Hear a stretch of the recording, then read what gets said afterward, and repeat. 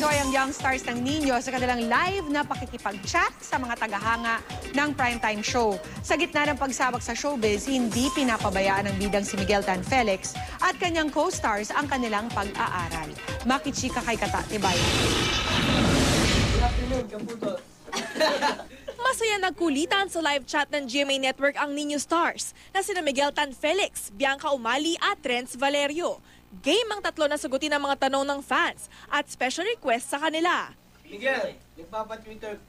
First time sumalang ni Miguel sa live chat at sobra raw siya nag-enjoy. Masaya naman, ganito pala yung live chat. Sobrang nag-enjoy ako. Maging sa set ng Nino, ganito rin daw sila kakulit. Madalas ding study buddies ang tatlo pag di nakarolyo ang kamera.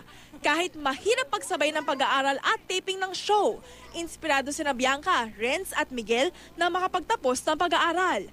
Lalo na si Bianca na ulila na. It's the dream of every, di ba, yung mga magulang, yun yung gusto nila para sa mga anak nila na kahit na makapagtapos ng pag-aaral. And siguro ako, gusto kong i-prove na hindi hadlang yung palaging puyat, hindi hadlang yung showbiz para makapagtapos. Favorite subject ko po, math. Sabi po ng mama at papa ko, pag lumaki, ito lang yung hindi mananakaw sa'yo, pag-aaral.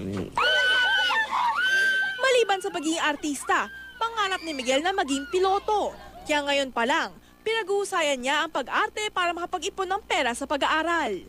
Nakakapagod daw umarte na isang autistic.